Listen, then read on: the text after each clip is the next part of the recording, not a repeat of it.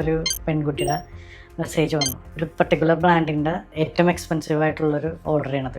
എത്ര രൂപയുടെ? 6000 രൂപയോളം, അങ്ങനെ 47,000 രൂപ ബില്ലായി. അപ്പോൾ ഇതൊരു നെറ്റ്വർക്ക് ഉണ്ടെന്നാണ് താങ്കൾ വിശ്വസിക്കുന്നത്? അതെ അതെ അതെ. ഒരു വിരൽത്തുമ്പിലെ സ്വൈപ്പിങ്ങിലൂടെ നിങ്ങൾ കണ്ടെത്തുന്നത് സൗഹൃദമാണോ അതോ കാത്തിരിക്കുന്നത് ഒരു വലിയ ചതിക്കുഴിയാണ്? തിരക്കുകൾക്കിടയിൽ ഡേറ്റിംഗ് ആപ്പുകൾ ഉപയോഗിക്കുന്നവർ ജാഗ്രത പാലിക്കേണ്ട കാലമാണ്.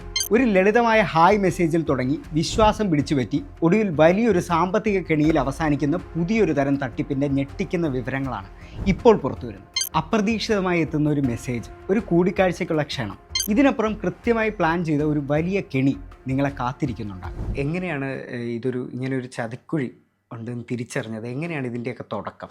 ഞാൻ ഡേറ്റിംഗ് ആപ്പുകൾ പലതൊക്കെ യൂസ് ചെയ്തിട്ടുണ്ട്. അപ്പോൾ ഇങ്ങനെ ആഡ് വന്നപ്പോൾ ഇത് ടിൻഡർ ഇതുപോലെ നോക്കി അത് ഇൻസ്റ്റാൾ ചെയ്തിട്ടിരുന്നു. അപ്പോൾ ഇതിൻ്റെ ഫസ്റ്റ് നമ്മൾ ഇൻസ്റ്റാൾ ചെയ്തപ്പോൾ ഞാൻ അതിൻ്റെ ഈ പ്രീമിയം സബ്സ്ക്രിപ്ഷൻ പ്ലസ് എന്ന് പറഞ്ഞുകൊണ്ടുള്ള ഓപ്ഷനൊക്കെ എടുത്തിട്ടിരുന്നു. അപ്പോൾ അത് കഴിഞ്ഞപ്പോൾ നമുക്കിങ്ങനെ നമ്മളെ പ്രലോഭിപ്പിക്കാൻ വേണ്ടിയിട്ട് ടിൻഡറുകാർ തന്നെ ചിലപ്പോൾ ഇങ്ങനെ some person interested on you എന്നൊക്കെ പറഞ്ഞിട്ടുള്ള രീതിയിലുള്ള മെസ്സേജ് വരുമ്പോൾ വീണ്ടും അവർ സബ്സ്ക്രിപ്ഷൻ എടുക്കാൻ വേണ്ടിയിട്ട് അങ്ങനത്തെ രീതിയിലൊക്കെ ചെയ്യണതാണെന്നുള്ള രീതിയിൽ ഞാൻ വിചാരിച്ചിരുന്നു. പക്ഷേ എനിക്കും കൂടെ മെസ്സേജ് വരികയാണ് ചെയ്തത്. ഇങ്ങോട്ട് ഒരു പെൺകുട്ടിയുടെ മെസ്സേജ് വന്നു, ഇങ്ങനെ നമുക്ക് കാണാം, ഇൻട്രസ്റ്റഡ് ആണ്, നീ എന്ത് ചെയ്യണം എന്നൊക്കെയുള്ള രീതിയിലൊക്കെ സംസാരം തുടങ്ങിയിട്ടൊരു അന്നത്തെ ദിവസം തന്നെ വൈകുന്നേരം എത്രയും പെട്ടെന്ന് നമുക്ക് എവിടെയെങ്കിലും വെച്ച് കൊച്ചിയിൽ എവിടെയെങ്കിലും വെച്ച് കാണാൻ ഭയങ്കര ബോറിംഗ് ആണ് എന്നൊക്കെ പറഞ്ഞിട്ടിരിക്കുമ്പോൾ. ഇത് മലയാളിയായിരുന്നു? അല്ല, നോർത്ത് ഇന്ത്യനാണ്. അപ്പോൾ ഹിമാചൽ പ്രദേശുകാരിയാണെന്നാണ് പറഞ്ഞത്. അപ്പോൾ അതിൻ്റെ സിസ്റ്ററുടെ ഹസ്ബൻഡ് ഇവിടെ കൊച്ചിയിൽ വർക്ക് ചെയ്യുക. സിസ്റ്റർ പ്രഗ്നൻ്റ് ആയതുകൊണ്ട് സപ്പോർട്ട് ചെയ്യാൻ വേണ്ടിയിട്ട് ഇവിടെ വന്ന് നിൽക്കുന്നതാണ്. അപ്പോൾ എനിക്കിവിടെ ഫ്രണ്ട്സൊന്നും ആരുമില്ല, അപ്പോൾ നമുക്ക് മീറ്റ് ചെയ്യാമെന്നൊക്കെ പറഞ്ഞ് എനിക്ക് അന്നേരത്തൊരു ജെനുവിനിറ്റി തോന്നിയപ്പോൾ പോയി കണ്ടു കളയാമെന്നുള്ള രീതിയിലായിരുന്നു. അപ്പോൾ സ്ഥലം സജസ്റ്റ് ചെയ്യാനായിട്ട് ഇവളുടെ കംഫർട്ട്, സ്ത്രീകളല്ലേ പെൺകുട്ടിയല്ലേ എന്നുള്ള രീതിയിൽ ഇവളുടെ കംഫർട്ടിന് ഞാൻ ഓക്കെ എന്ന് പറഞ്ഞു. അപ്പോൾ ഇവൾ പറഞ്ഞ സ്ഥാപനം എനിക്ക് അറിയാവുന്നതുകൊണ്ട് ഞാൻ പിന്നെ അത് കൂടുതൽ ആലോചിച്ചില്ല, നമുക്ക് കാണാമെന്ന് പറഞ്ഞു. പക്ഷെ അവിടെ ചെന്ന് കഴിഞ്ഞപ്പോൾ എന്താ പറയുക, ഒന്നാമത്തെ കാര്യം എനിക്ക് ഇഷ്ടമല്ലാത്തൊരു കാര്യം ആദ്യമേ എൻ്റെ അടുത്ത് ചോദിച്ചിരുന്നു, ഇങ്ങനെ സ്മോക്കിംഗ് വേണം, അതുകൊണ്ട് ഇൻസൈഡൊന്നും പറ്റില്ല, അവരുടെ റൂഫ് ടോപ്പിൽ തന്നെ പോകണമെന്ന് പറഞ്ഞു. ശരി, ഓക്കെ. അവിടെ ചെന്ന് കഴിഞ്ഞപ്പോൾ പുള്ളിക്കാർക്ക് ഏകദേശം അവിടുത്തെ എല്ലാ മെനുവിലുള്ള ഈ ഐറ്റംസ് എല്ലാം മനപ്പാടമാണെന്നുള്ള ഫീൽ ചെയ്യുന്ന രീതിയിൽ അവൾ ഓർഡർ ചെയ്യുന്നതെല്ലാം ഒരു പർട്ടിക്കുലർ ബ്രാൻഡിൻ്റെ ഏറ്റവും എക്സ്പെൻസീവ് ആയിട്ടുള്ളൊരു ഇത് തന്നെയാണ് ഓർഡർ ചെയ്യണത്. എത്ര രൂപയുടെ? 6000 രൂപയോളം വില വരുന്നതാണ് ഒരു ഗ്ലാസ്സിന്. 60 ml.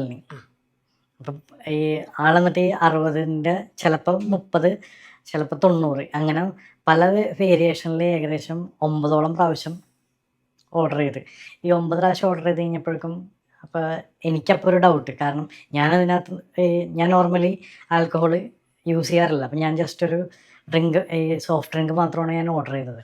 അപ്പം അത് എന്താണെന്ന് അറിയാൻ വേണ്ടിയിട്ട് ഈ പുള്ളിക്കാരത്തി വാഷ്റൂമിൽ പോകണമെന്ന് പറഞ്ഞ് പോയി കഴിഞ്ഞപ്പോൾ ഇതിൽ നിന്ന് കുറച്ചെടുത്ത് ഞാൻ ടേസ്റ്റ് ചെയ്ത് നോക്കിയപ്പോൾ ഇത് ആൽക്കഹോളിൻ്റെ ഒരു ഫീലോ അങ്ങനെയൊന്നും കാണണില്ല. അത് കഴിഞ്ഞതിന് ശേഷം വീണ്ടും 2 പ്രാവശ്യം കൂടി എൻ്റെ അടുത്ത് ഇതുപോലെ തന്നെ റിക്വസ്റ്റ് ചെയ്ത്, നമുക്ക് പോകാൻ എനിക്ക് സമയമില്ല, തിരിച്ചു പോകണമെന്നൊക്കെ പറഞ്ഞപ്പോഴും ഇല്ല 2 പ്രാവശ്യം കൂടി പോകണം എന്ന് വെച്ചാൽ എനിക്ക് തോന്നുന്ന ആ ഫിഗർ ഒരു 50,000 എന്നുള്ള ഫിഗർ എത്തിക്കാൻ കഷ്ടപ്പെടായിരുന്നു. അങ്ങനെ 47,000 രൂപ ബില്ലായി. ബില്ലായി കഴിഞ്ഞപ്പോൾ വേറൊരു ആ സ്ഥാപനവും ഇതിനകത്ത് പങ്കുണ്ടെന്ന് എനിക്ക് ഫീൽ ചെയ്യാനുള്ള കാരണം, ഇവരുടെ അടുത്ത് ഞാൻ എൻ്റെ ക്രെഡിറ്റ് കാർഡ് കൊടുത്തിട്ട് ബില്ല് ചെയ്യാന്ന് പറഞ്ഞപ്പോൾ അതവിടെ പറ്റില്ല, നെറ്റ്വർക്കിൻ്റെ ഇഷ്യൂ ആണ്, അങ്ങനെയാണെന്നൊക്കെ പറഞ്ഞു. ഓക്കെ, എന്നാൽ QR കോഡ് ചെയ്യാമെന്ന് പറഞ്ഞു. QR കോഡ് ചെയ്യുമ്പോൾ ഇവരുടെ സ്ഥാപനത്തിൻ്റെ ഓതറൈസ്ഡ് ആയിട്ടുള്ളൊരു QR കോഡല്ല എനിക്ക് തരുന്നത്. അവർ പറയണത് ഇതെല്ലാം നെറ്റ്വർക്ക് മൊത്തം പ്രശ്നമായിട്ടിരിക്കുകയാണ്, എനിക്ക് പെട്ടെന്ന് ചെയ്യണമെന്നുണ്ടെങ്കിൽ നിങ്ങൾക്ക് എൻ്റെ ഇവിടുത്തെ മാനേജറുണ്ട്, ആളുടെ നമ്പർ തരാം, ഗൂഗിൾ പേ നമ്പർ, അതിനകത്തോട്ട് പേയ്മെൻറ്റ് ചെയ്യാൻ പറഞ്ഞു. അപ്പോൾ അതും കൂടി ആയപ്പോൾ എനിക്ക് സമ്പൂർണ്ണമായിട്ട് മനസ്സിലായത് ഇങ്ങനെ തട്ടിപ്പാണെന്ന്. അത് പോട്ടെ എന്ന് വെച്ചിട്ട് ഞാൻ വിട്ട് കളഞ്ഞ് അത് മറന്നിട്ട് ഒരാഴ്ച കഴിഞ്ഞപ്പോൾ വേറൊരു ഇതുപോലെ റാൻഡം ആയിട്ടുള്ളൊരു സ്ത്രീ എൻ്റെ അടുത്ത് ഇതുപോലെ അപ്രോച്ച് ചെയ്തിട്ട് കാണാമെന്ന് പറഞ്ഞു. അപ്പോൾ ആദ്യം കാണാമെന്ന് പറഞ്ഞത് പട്ടിമറ്റത്തുള്ളൊരു ഈ ബാറിലോട്ട് വിളിക്കുകയാണ് ചെയ്തത്. അപ്പോൾ അവിടെ എനിക്ക് സമയമില്ല, ഞാനപ്പോൾ എന്നാൽ ഇത് ഇങ്ങനെയുള്ള ആളാണെന്നുണ്ടെങ്കിൽ നമുക്ക് വേറെ എവിടെയെങ്കിലും വെച്ചിട്ട് കാണാം, നീ എന്നാൽ ഏതെങ്കിലും നല്ല ഇപ്പം മാരിയറ്റ് ഹയാത്ത് ഇങ്ങനെയുള്ള ഏതെങ്കിലും പ്രോപ്പർട്ടിയിലോട്ട് വാ, നമുക്ക് അവിടെ വെച്ച് ഇരിക്കാൻ, നിനക്ക് ഏതാണ് ബ്രാൻഡ് ആ സാധനം തന്നെ കഴിക്കാമെന്നൊക്കെ പറഞ്ഞിട്ട് വിളിച്ച്. അവിടെ ഒന്നും അവർക്ക് വരാൻ പറ്റില്ല. അങ്ങനെ ഞാൻ ഒഴിവാക്കി വിട്ടിട്ട് പല പ്രാവശ്യം ഇതാക്കി ഇവരിങ്ങനെ മെസ്സേജ് ഇങ്ങനെ അയച്ചുകൊണ്ടിരിക്കും, നമുക്ക് കാണാമെന്നും പറഞ്ഞ്. അവസാനം ഒരു കുറച്ച് നേരം കഴിഞ്ഞപ്പോൾ ഇവർ വീണ്ടും കറങ്ങി തിരിഞ്ഞ് ഈ രണ്ടാമത് വന്ന ആ സ്ത്രീയും എൻ്റെ അടുത്ത് പറഞ്ഞത് ഈ സെയിം ഈ തൃപ്പൂണിത്തുറയിലുള്ള സ്ഥാപനത്തിലോട്ട് തന്നെ വന്നോ എന്നുള്ള രീതിയിലാണ്. അപ്പോൾ അവിടെ അവസാനം ഇവരുടെ അടുത്ത് എനിക്ക് സമയമില്ല, പിന്നെ എപ്പോഴെങ്കിലും ആവാമെന്നും പറഞ്ഞിട്ടും ഒഴിവാക്കി വിടുകയാണ് ചെയ്തത്. അപ്പോൾ അതിൽ നിന്നും മനസ്സിലായത് ഇത് ചിലപ്പോൾ ആ സ്ഥാപനം കൂടി നേരിട്ട് ഇടപെട്ടിട്ടുള്ളൊരു തട്ടിപ്പായിരിക്കാം. ഇപ്പോൾ രണ്ടാമത് പറഞ്ഞ ആൾ ആദ്യം പറയുന്ന സ്ഥാപനവും രണ്ടാമത് പറയുന്ന സ്ഥാപനം എന്ന് പറഞ്ഞാൽ ഓൾറെഡി നിങ്ങൾ പോയിട്ടുള്ള സ്ഥാപനങ്ങളിൽ ഒന്നാണ്. അതെ അതെ. അപ്പോൾ ഇതൊരു നെറ്റ്വർക്ക് ഉണ്ടെന്നാണ് താങ്കൾ അതെ വിശ്വസിക്കുന്നത്? അതെ അതെ. ചിലപ്പോൾ ഇവർ അവിടുത്തെ ഒരു പെയ്ഡ് സ്റ്റാഫായിരിക്കും, ഇവരുടെ ഡെയിലി ജോലി ഇതായിരിക്കും. ഇതുപോലെ നമ്മളുടെ ആൾക്കാരെ ഇതുപോലെ നാട്ടിലുള്ള പുരുഷന്മാരെ സെലക്ട് ചെയ്ത് അവരെ ഫോളോ ചെയ്ത് ഇതുപോലെ അവരെ കൊണ്ട് ചീറ്റ് ചെയ്യിപ്പിക്കുന്ന ഒരു നെറ്റ്വർക്ക് ആയിരിക്കാം അത്. അവിടെ പോയി കഴിഞ്ഞപ്പോൾ എന്തെങ്കിലും അസ്വാഭാവികമായിട്ട് എന്തെങ്കിലും നോട്ട് ചെയ്യുമോ, അങ്ങനെ എന്തെങ്കിലും ചെയ്തിരുന്നോ? അവിടുത്തെ ഈ ഓൾമോസ്റ്റ് എല്ലാ സെറ്റപ്പും നമ്മളുടെ ഇവിടുത്തെ ഇല്ലീഗലായിട്ടുള്ള പല കാര്യങ്ങളും അവിടെ നടക്കുന്നതായിട്ട് എനിക്ക് തോന്നിയിരുന്നു.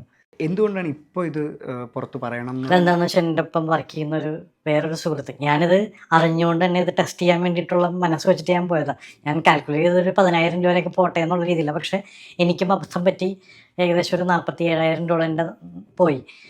പക്ഷേ ഈ പറഞ്ഞ സാമ്പത്തികമായിട്ട് കുറച്ച് ബുദ്ധിമുട്ടിലായിട്ടുള്ള ഒരാൾ വരെ ഇത് പ്രതീക്ഷിച്ച്, എന്ന് വെച്ചാൽ ഒരു സുഹൃത്താണെന്നുള്ള രീതിയിൽ അവനത് ജെന്യുവൻലി വിശ്വസിച്ച് പോകണമെന്ന് കണ്ടു കഴിഞ്ഞപ്പോൾ അതെനിക്ക്, അപ്പം ഞാൻ ആലോചിച്ചപ്പോൾ ഇതുപോലെ ഇനിയും വീണ്ടും പലരും ഇതുപോലെ ചതിക്കപ്പെട്ടാൽ എന്തിനാ വെറുതെ, അതിന് വേണ്ടി എനിക്കെന്തെങ്കിലും ചെയ്യാൻ പറ്റുമെങ്കിൽ ചെയ്യട്ടെ. ആരെങ്കിലും അറിഞ്ഞ് ഇത് മനസ്സിലാക്കി ഇത് വീണ്ടും ആ ഒരു തെറ്റായ വഴി തിരഞ്ഞെടുക്കാതിരിക്കാൻ വേണ്ടിയിട്ടാണ് ഞാനിപ്പോൾ നിങ്ങളുടെ അടുത്തൊന്ന് കോൺടാക്ട് ചെയ്ത് ഒരു ഇൻ്റർവ്യൂ തരാമെന്ന് വെച്ചത്.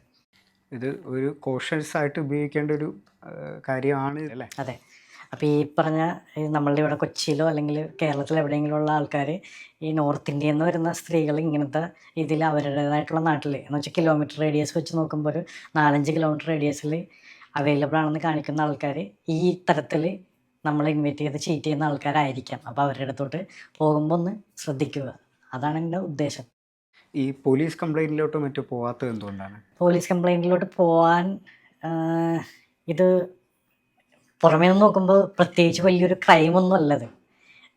ഇതെൻ്റെ സൈഡിൽ നിന്നും കൂടെ ഉള്ളൊരു അശ്രദ്ധക്കുറവാണ്. അപ്പം എനിക്ക് വേണമെന്നുണ്ടെങ്കിൽ പകുതി വെച്ച് അവിടെ വെച്ച് ഇവരിങ്ങനെ ഒരു പെഗിന് ഇത്രയും കാശാവുമെന്ന് ഞാൻ ആദ്യമേ മനസ്സിലാക്കിയതാണ്. എനിക്ക് ആദ്യമേ തന്നെ വേണമെന്നുണ്ടെങ്കിൽ നോ പറഞ്ഞ് അവിടെ നിന്ന് ഇറങ്ങി പോരാമായിരുന്നു. ഞാനപ്പോൾ ഒന്ന് ഇത് എവിടം വരെയും പോകുമെന്ന് അറിയാൻ വേണ്ടി മാത്രം ചെക്ക് ചെയ്ത് നോക്കിയെന്ന് മാത്രമേ ഉള്ളൂ.